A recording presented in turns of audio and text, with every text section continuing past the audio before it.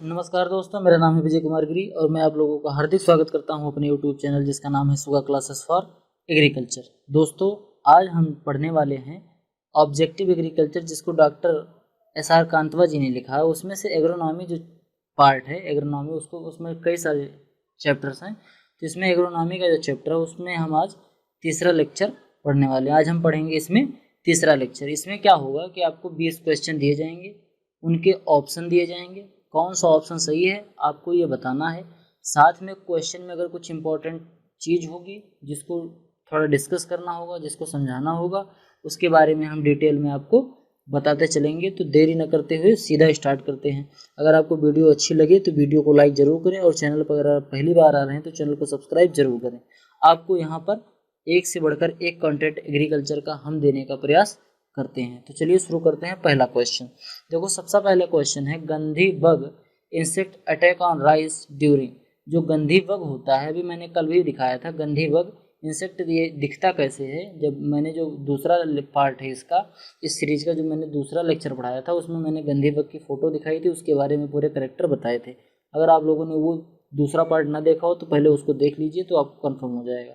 तो ये जो गंधी बग इंसेक्ट होता है ये राइस पर अटैक करता है। कब अटैक करता है? ऑप्शन ए है जर्मिनेशन स्टेज पर, ऑप्शन बी है फ्लावरिंग स्टेज पर, ऑप्शन सी है मिल्किंग स्टेज पर और ऑप्शन डी है हार्वेस्टिंग स्टेज पर। तो जो आपका इसमें राइट आंसर है वो राइट आंसर है सी, मिल्किंग स्टेज पर। जो गंधी बग होता है ये मिल्किंग स्टेज पर डैमेज करता है राइस की क्रॉप को। समझ गए बात? देखो, गंधी बग देखने में इस टाइप का होता है, ऐसे होता है ये गंधी बग। ठीक, अब आगे बढ़ते हैं, अगला क्वेश्चन देखते हैं। अगला क्वेश्चन क्या है? Test weight of basmati rice. Basmati rice का जो टेस्ट वेट होता है वो कितना होता है? सबसे पहले हम समझ लेते हैं कि ये टेस्ट वेट क्या होता है। टेस्ट वेट होता है 1000। ठीक, 1000 सीड को वेट करो किसी क्रॉप की, कोई भी क्रॉप हो, उसका 1000 सीड ले लो। उसको अगर आप वजन करेंगे, उसका वेट करेंगे, तो जितना निकल के आता है वेट, उसी वेट को बोलते हैं टेस्ट वेट। ठीक, weight of 1000 rice weight of 1000 seed is known as test weight. ये बासमती राइस का कितना होता है? आपका ऑप्शन है 15 ग्राम, ऑप्शन बी है 21 ग्राम, ऑप्शन सी है 24 ग्राम, ऑप्शन डी है 30 ग्राम। तो इसमें जो आपका राइट आंसर है वो राइट आंसर क्या है? राइट आंसर है ऑप्शन नंबर बी, 21 ग्राम। बासमती राइस का जो टेस्ट वेट होता है वो कितना होता है? 21 ग्राम होता है। समझ गए? अब आगे बढ़ते हैं। Oryza sativa is a diploid species having chromosome. Oryza sativa जो होता है राइस की स्पीसीज है, इसके अंदर क्रोमोसोम कितने होते हैं? Option A 18, option B 24, option C 28 या ऑप्शन डी 42। तो आपको इसमें जो राइट आंसर है वो राइट आंसर है ऑप्शन बी 24। समझ गए बात? अब इसी 24 को अगर हम ऐसे पलट दें, 42 कर दें, तो 42 किसका हो जाएगा? ये 42 हो जाएगा ट्रिटिकम एस्टिवम का। किसका हो जाएगा? ट्रिटिकम एस्टिवम, यानी कि गेहूं का हो जाएगा। 42 होता है गेहूं का और 24 होता है ओराइजा सटाइवा यानी कि राइस का, जो आपकी नॉर्मल राइस होती है। समझ गए बात? आगे बढ़ते हैं। अगला क्वेश्चन क्या है? Gene responsible for dwarfing character in rice. Rice में जो डॉर्फिंग करेक्टर होता है इसके लिए कौन सा जीन रिस्पॉन्सिबल होता है? अब पहले समझ लेते हैं कि जीन क्या होता है। देखो, जब किसी प्लांट से कोई भी करेक्टर उसकी ऑफस्प्रिंग में जाता है, यानी कि उसके संतान में, अगली पीढ़ी में जाता है, तो कैसे जाता है? वो क्रोमोसोम के थ्रू जाता है। और क्रोमोसोम पर जीन होते हैं, उन्हीं जीन पर करेक्टर होते हैं। ठीक, तो जो ये डॉर्फिंग वाला करेक्टर है वो किस जीन पर होता है? जिस जीन पर होता है उस जीन का क्या नाम है, इसको आपको बताना है। तो ऑप्शन ए है टिफ्ट 23A, बी डिजीवुजिन, option C Norin 10, option D ओपेक 2। तो इसमें जो आपका राइट आंसर है वो राइट आंसर है डिजीवुजिन। ठीक, तो जो राइस में डॉर्फिंग करेक्टर लाने वाला जीन होता है वो कौन सा होता है? डिजीवुजिन होता है। लेकिन अगर यहीं अभी हम बात करें कि वीट की क्रॉप जो आपकी होती है, गेहूं की क्रॉप, उसमें डॉर्फिंग करेक्टर के लिए कौन सा जीन रिस्पॉन्सिबल होता है? तो उसके लिए आपका ऑप्शन हो जाएगा सी, नॉरेन 10 जीन। नॉरेन 10 जीन जो होता है ये गेहूं के लिए होता है और डिजीवुजिन जो होता है ये आपका राइस के लिए होता है। समझ गए? अब देखो ये नॉरेंटेन जीन क्या करता है, ये इतना बड़ा राइस का प्लांट है, ये मीडियम साइज का है और ये ड्वार्फ साइज का प्लांट है। अब आप अंदाज़ा लगा सकते हैं कि डिजीबू जीन का जब इफेक्ट पड़ता है तो धान कितना छोटा हो जाता है। समझ गए, इसी हिसाब से आप अंदाज़ा लगा सकते हैं कि ये जीन कितना प्रभावकारी है, इतना छोटा हो गया। लेकिन अब आप बात करेंगे सर जी इतना छोटा तो धान हम लोग ग्रो नहीं करते हैं, तो बात समझो, इसका और इसका अगर हम क्रॉस कराएंगे, नॉर्मल में बता रहा हूँ, अगर हम इसका और इसका क्रॉस कराएंगे तो क्या होगा, जो इसकी संतति आएगी यानी कि अगली जो पीढ़ी आएगी वो इससे छोटी एक से और एक से बड़ी होगी, यानी कि इसकी हाइट सेमी ड्वार्फ टाइप का हो जाएगा। तो वही इसी टाइप की वैरायटी ये जो वाली होती है यही हम लोग अधिकतर ग्रो करते हैं। समझ गए बात, आगे बढ़ते हैं। अगला क्वेश्चन देखो, golden rice is a rich source of. Golden rice जो होता है एक राइस की वैरायटी है, राइस की वैरायटी नहीं समझ सकते आप, ऐसे समझ सकते हैं कि एक टाइप का राइस है, ये राइस टाइप ऑफ राइस है, ठीक। ये देखने में पीला पीला होता है, इसी को हम बोलते हैं गोल्डन राइस, गोल्ड कलर का होता है, पीला पीला कलर का। इसमें क्या होता है, it is resource of, option number A vitamin A, option number B vitamin B, option number C ascorbic acid, option number D vitamin K. तो इसमें जो आपका राइट आंसर है वो है vitamin A. Golden rice is a rich source of vitamin A. ये आपका normal rice है, नॉर्मल राइस देखने में ऐसे सफ़ेद सफ़ेद सा होता है, और ये जो गोल्डन राइस होता है, गोल्डन राइस देखने में इस टाइप का होता है, ये गोल्डन कलर का लगता है, ऐसे लगता है कि जैसे किसी ने इसमें हल्दी डाल दिया, हल्दी मिक्स कर दिया, लेकिन ऐसा नहीं होता है, ये नेचुरली इसी टाइप का होता है गोल्डन राइस। समझ गए बात, आगे बात करते हैं। अगला question, idea of super rice was given by. जो सुपर राइस होता है इसका आइडिया किसने दिया था, यानी कि जो सुपर राइस है इसको सबसे पहले डेवलप किसने किया था। तो आपके जो ऑप्शन है, पहला है GH Shull, option B GS Khush, option C BL Chopra, option D Yoshida. तो आपकी जो इसमें जो राइट आंसर है वो राइट आंसर है GS खुश। इनको बोलते हैं father of Indian super rice. क्या बोलते हैं, father of Indian super rice. अभी हम जो एक सीरीज चला रहे हैं नीमराज सुंडा की, NR सुंडा की, अगर आपको वो सीरीज भी देखनी हो तो वो सीरीज आपको मेरे चैनल की प्लेलिस्ट में मिल जाएगी। चैनल के प्लेलिस्ट में जाइए, वहाँ पर नीमराज सुंडा की एक प्लेलिस्ट है, उस प्लेलिस्ट में मैंने GS खुश जी के बारे में कि GS खुश कौन थे, इनका क्या योगदान था एग्रीकल्चर में, इसके बारे में मैंने खूब डिटेल में बताया है, तो आप जाके वहाँ से देख सकते हैं। फिर अगला क्वेश्चन देखो, पहले देख लेते हैं कि सुपर राइस होता है क्या है।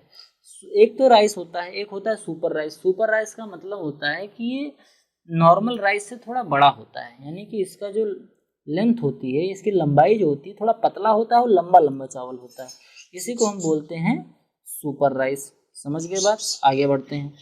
Government of India started subsidy on fertiliser which effect from. देखो बात समझो कि भारत में केवल एक ऐसा फर्टिलाइजर है जिसको हम 100% अपने यहाँ प्रोड्यूस कर सकते हैं। कौन सा, वो है यूरिया, ठीक। नाइट्रोजनस फर्टिलाइजर जो होते हैं उसको हम इंडिया में प्रोड्यूस कर सकते हैं, हमारी जितनी डिमांड है। बाकी मोस्टली जितने भी फर्टिलाइजर्स होते हैं उनको हमें विदेश से आयात करना पड़ता है। इसमें से पोटास एक फर्टिलाइजर है, उसको तो हम 100% आयात ही करते हैं, ठीक। उसको हमें इंपोर्ट ही करना पड़ता है क्योंकि हमारे पास पोटास के भंडार हैं ही नहीं। बाकी कुछ हैं जैसे जिंक है, सल्फर है, थोड़ा मिल भी जाता है, लेकिन पोटास तो इंडिया में बिल्कुल भी नहीं मिलता, हमें इसको दूसरी कंट्री से आयात करना पड़ता है। तो जब हम आयात करते हैं किसी दूसरे देश से तो क्या होता है कि फर्टिलाइज़र का दाम बढ़ जाता है क्योंकि उस पर ड्यूटी लगेगी ढेर सारी, ट्रांसपोर्ट चार्ज लगेगा, फिर इंडिया में आएगा तो वो जब तक किसान के पास पहुंचेगा तब तक वो बहुत महंगा हो जाएगा, जिसको किसान परचेज आसानी से नहीं कर सकता। इसी वजह से जो इंडियन गवर्नमेंट है वो सब्सिडी देती है, ठीक। हर फर्टिलाइज़र पर इंडियन गवर्नमेंट सब्सिडी देती है। किसानों को पता नहीं होता है कि इसको सब्सिडी मिल रही है क्योंकि ये बहुत दिन से सब्सिडी मिलती आ रही है। जो हमको MRP लिखा मिलता है फर्टिलाइज़र के बोरी के ऊपर, उस MRP पर सरकार छूट देने के बाद वो MRP देती है। जैसे मान लो उसकी वास्तविक कीमत कितनी है, 1000 रुपये है, ठीक, लेकिन सरकार ने इस पर छूट दे दी 500 रुपये की, ठीक। तो बोरी पे कितना लिख के आएगा, जो बाकी बचे 500 रुपये हैं, केवल 500 रुपये ही उसका मूल्य लिख के आएगा, तो उसमें भारत सरकार क्या करती है, सब्सिडी देती है। तो ये कब से इम्प्लीमेंट हुआ वो आपको बताना है। ऑप्शन नंबर ए 1 नवंबर 1966 को, या 1 नवंबर 1969 को, या 1 नवंबर 1977 को, या 2 अक्टूबर 1988 को। तो इसमें से जो आपका राइट आंसर है वो आंसर नंबर सी है, 1 नवंबर 1977 को। 1 नवंबर 1977 को गवर्नमेंट ऑफ इंडिया ने फर्टिलाइजर पर सब्सिडी देना स्टार्ट कर दिया। अब आगे बात करते हैं the scientific name of common bread wheat, जो हम कॉमन जो रोटी खाने वाला गेहूं होता है जिससे हम रोटी बनाते हैं, उसका साइंटिफिक नेम क्या है। तो आपका जो राइट आंसर है वो आपको बताना है। ऑप्शन नंबर ए है Triticum dicoccum, option number B Triticum aestivum, option number C Triticum sphaerococcum, option number D Triticum spelta. तो इसमें जो आपका राइट आंसर है वो है ट्रिटिकम एस्टिबम। यही है जो सबसे ज़्यादा एरिया कवर करता है, ठीक। मैक्सिमम एरिया में ट्रिटिकम एस्टिबम का ही कल्टीवेशन होता है। अब ये जो होता है ट्रिटिकम ड्यूरम, इससे हम माइक्रोनी बनाने में यूज़ करते हैं, समझ गए। आगे बढ़ते हैं, अब अगला क्वेश्चन देख लेते हैं। और ये ट्रिटिकम एस्टिबम होता है, यही होता है गेहूँ। इसको आपने देखा होगा, इंडिया में यही ज़्यादा ग्रो किया जाता है, मैक्सिमम एरिया इसी का होता है, 90+% एरिया इसी का होता है। फिर आगे बात करते हैं Indian dwarf wheat belong to. जो इंडियन डॉर्फ व्हीट होता है यानी कि डॉर्फ वैरायटी का जो व्हीट होता है वो किससे बिलोंग करता है। Option A Triticum durum, option B Triticum aestivum, option C Triticum sphaerococcum, या ऑप्शन डी ट्रिटिकम स्पेल्टा। तो इसमें जो आपका राइट आंसर है वो राइट आंसर है सी ट्रिटिकम स्फोरोकोकम। जो डॉर्फ व्हीट की वैरायटियाँ होती हैं ये किसकी होती हैं, ट्रिटिकम स्फोरोकोकम की होती हैं। तो अगर हमें कोई डॉर्फ वैरायटी बनानी है तो हमें ट्रिटिकम स्फेरोकोकम से क्रॉस करवाना पड़ेगा, जिससे हमें वैरायटी अच्छी सी मिले। क्योंकि सबसे जो डॉर्फ वैरायटी होती है वो कौन सी है, ट्रिटिकम स्फेरोकोकम। अब ऐसे समझना, देखो ये वैरायटी नहीं है, एक स्पाइसेस एक जीन है, ठीक, एक टाइप है। अब आगे बात करते हैं select the pair which is not correctly match. आपको 4 पेयर दिए जाएंगे, इस 4 पेयर में से कौन सा पेयर करेक्टली मैच नहीं है उसको आपको बताना है। तो पहला ऑप्शन है एमर व्हीट, हम इसको ट्रिटिकम डाइकोकम बोलते हैं। ऑप्शन बी माइक्रोनी, इसको हम ट्रिटिकम ड्यूरम बोलते हैं। मैक्सिकन व्हीट, इसी को हम ट्रिटिकम एस्टिबम बोलते हैं। या इंडियन डॉर्फ व्हीट, इसको हम बोलते हैं ट्रिटिकम वल्गेर। तो इसमें जो आपका राइट आंसर है यानी कि जो करेक्टली नहीं मैच है वो कौन सा है, वो है option number D Indian dwarf wheat. अभी मैंने तुरंत बताया है थोड़ी देर पहले, ट्रिटिकम स्फेरोकोकम। ट्रिटिकम स्फेरोकोकम जो है वो इंडियन डॉर्फ व्हीट है, समझ गए। लेकिन यहाँ पर लिखा है ट्रिटिकम वल्गेर, इसी वजह से ये ऑप्शन आपका गलत हो गया। फिर अगला क्वेश्चन देखते हैं, व्हीट इज ओरिजिनेटेड इन, मतलब व्हीट का उत्पत्ति स्थान क्या है। Option number A South America, option number B Central Asia या तुर्की, option number C South East Asia, या ऑप्शन नंबर डी यूरोप। तो इसमें जो आपका राइट आंसर है वो है ऑप्शन नंबर बी तुर्की जो है, या टर्की कुछ लोग बोलते हैं। South East Asia is the native place of wheat. इसको साउथ ईस्ट एशिया भी कभी कभी लिखा जाता है, तो इसमें कोई प्रॉब्लम नहीं है। थोड़ा और बड़ा करेंगे तो साउथ ईस्ट एशिया भी बोल देते हैं। कॉमन ब्रेड व्हीट, जो कॉमन ब्रेड व्हीट होता है यानी कि रोटी बनाने वाला जो गेहूँ होता है, उसके अंदर जो 2N होते हैं वो 42 होते हैं। ये किस टाइप का होता है, यानी कि डिप्लॉयड होता है, या टेट्राप्लॉयड होता है, या हेक्साप्लॉयड होता है, या ट्रिप्लॉयड होता है।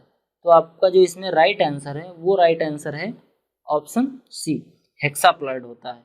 यानी कि 2N इक्वल टू 6x, क्या 6x इक्वल टू 42।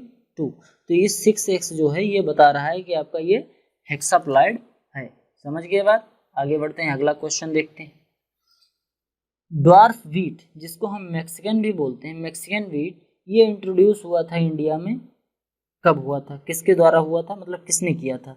ये जो मैक्सिकन व्हीट ड्वार्फ व्हीट होता है इसको कौन लेके आया था। Option number A doctor N E Borlaug, option B doctor M S. Swaminathan, option C doctor Subramaniam, option D doctor B P. Pal.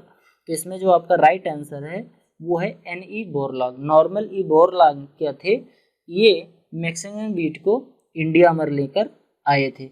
MS. Swaminathan क्या है, फादर ऑफ ग्रीन रेवोल्यूशन है, ठीक। और ये बी.पी. पाल क्या है, फादर ऑफ रोज है, ठीक। यानी कि जो गुलाब होता है, गुलाब पर इन्होंने बहुत ही ब्रीडिंग का काम किया था, ठीक। इस पे गुलाब पर इन्होंने काफ़ी रिसर्च किया है, इसी वजह से इनको फादर ऑफ रोज भी बोलते हैं।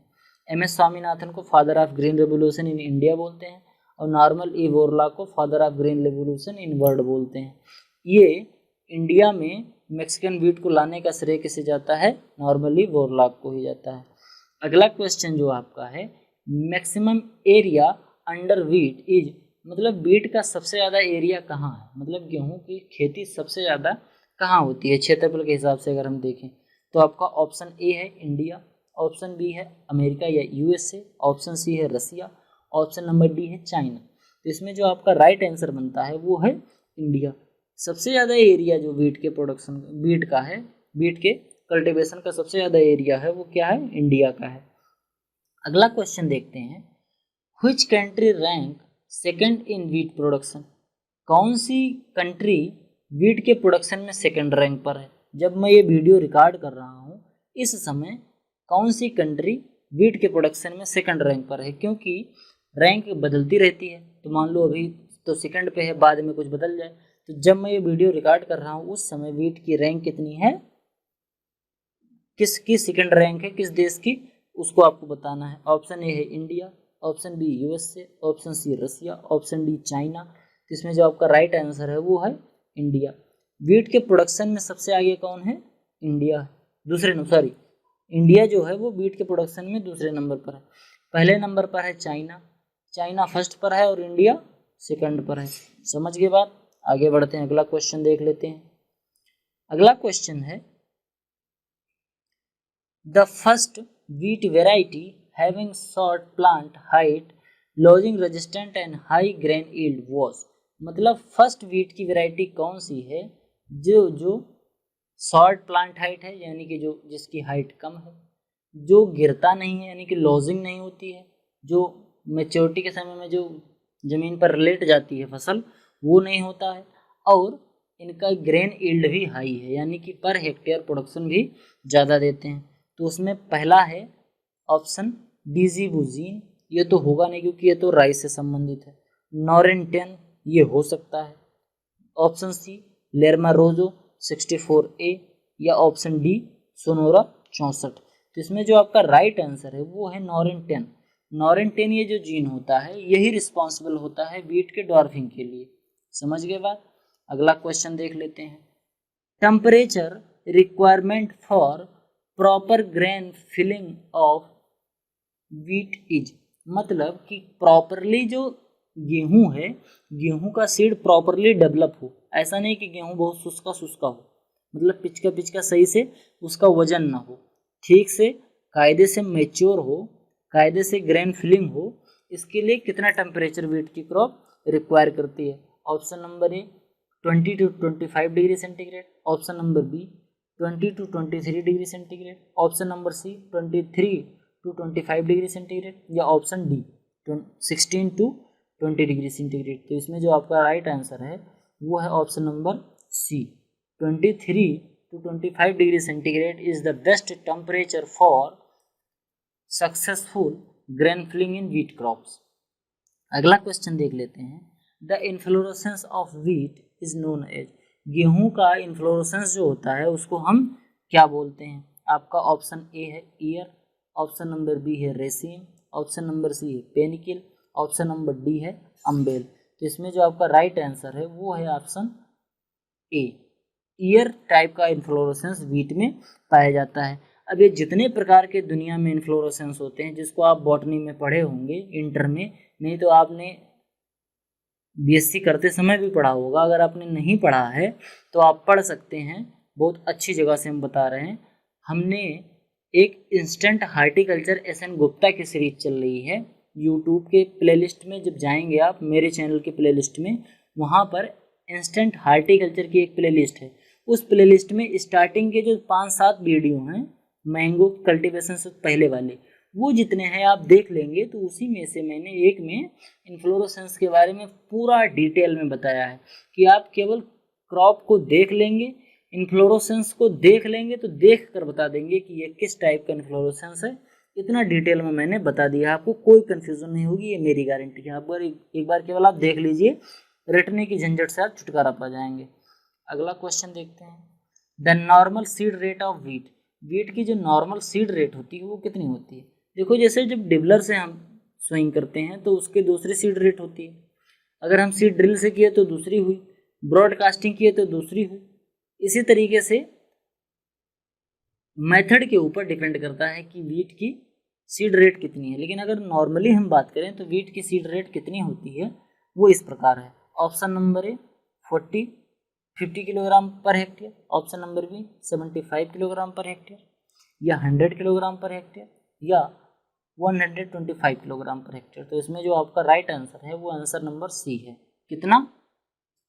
100 किलोग्राम पर हेक्टेयर। अगर हम लेट सोइंग करते हैं तो 120 किलोग्राम के आसपास एक हेक्टेयर में लगता है। अगर हम डिबलर से बुआई कर रहे हैं तो 27 किलोग्राम लगता है। अगर हम सीड ड्रिल से बुआई कर रहे हैं तो लगभग 80 से 100 किलोग्राम लगता है, यानी कि सबसे ज़्यादा आप में ब्रॉडकास्टिंग में लगता है, नॉर्मल सोइंग में 100 किलोग्राम, उससे कम सीड ड्रिल में, और सबसे ज़्यादा कम अगर आप डिबलर से बुआई कर रहे हैं। लेकिन वो बहुत महंगा होता है डिबलर से बुआई करवाना। डिबलर से बुआई हम करवाते हैं जैसे हमारा ब्रीडर सीड हो, न्यूक्लियस सीड हो, यानी कि सीड हमारे पास बहुत कम मात्रा में हो या बहुत एक्सपेंसिव सीड है। जैसे न्यूक्लियस सीड या ब्रीडर सीड जो होता है वो बहुत ही एक्सपेंसिव, बहुत महंगा होता है और बहुत ही मुश्किल से प्रोड्यूस किया जाता है। इसी वजह से हम कम से कम सीड में ज़्यादा से ज़्यादा फसल लेना चाहते हैं, क्योंकि वो बहुत एक्सपेंसिव होता है। इसी वजह से जब ट्रायल व्रायल करना होता है या कोई ब्रीडर किसी चीज़ का ट्रायल कर रहा होता है तो वो सीड को वो केवल डिबलर से बुआई करवाता है, क्योंकि इससे सीड रेट बहुत कम हो जाती है। आप ऐसा समझ सकते हैं कि 22 से 25 यानी 22 से 25% सीड कम लगता है।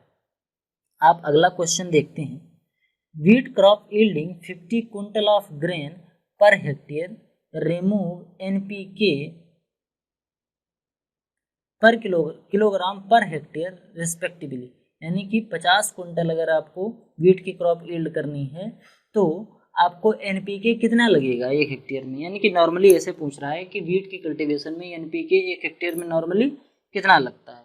ऑप्शन नंबर ए 100 से 150 किलोग्राम नाइट्रोजन, 70 से 80 किलोग्राम फास्फोरस, 125 से 150 किलोग्राम, 150 किलोग्राम रहेगा, 150 किलोग्राम क्या पोटास। इसी हिसाब से ऑप्शन नंबर बी भी है, इसी हिसाब से फिर ऑप्शन नंबर सी भी है, और इसी हिसाब से ऑप्शन डी है। यानी कि स्टार्टिंग में जो लिखा है इतना, ये क्या है, ये इनका है यानी नाइट्रोजन का है, उसके बाद फिर फास्फोरस का है और फिर ये पोटास का है। तो इसमें से आपका राइट आंसर कौन सा है ये आप थोड़ा सोचिए और सोचने के बाद अच्छे से जवाब दीजिए। तो इसमें जो आपका राइट आंसर है वो पहला ही है। ठीक, 120-60-40 नॉर्मली क्या होता है, 120-60-40 होता है, लेकिन इसमें इस तरह दिया है तो आप इस तरीके से याद कर सकते हैं। समझ गए बात? आज के लिए केवल इतना ही। अगर आपने वीडियो यहाँ तक देखी है तो जाहिर सी बात है आपको वीडियो पसंद आई होगी। तो वीडियो पसंद आई है तो वीडियो को लाइक करें, आपके जो भी सुझाव हैं वो कमेंट करें। अगर आप चैनल पर नए हैं तो चैनल को सब्सक्राइब जरूर करें। मिलते हैं किसी अगली वीडियो में, तब तक के लिए इजाज़त दीजिए। धन्यवाद।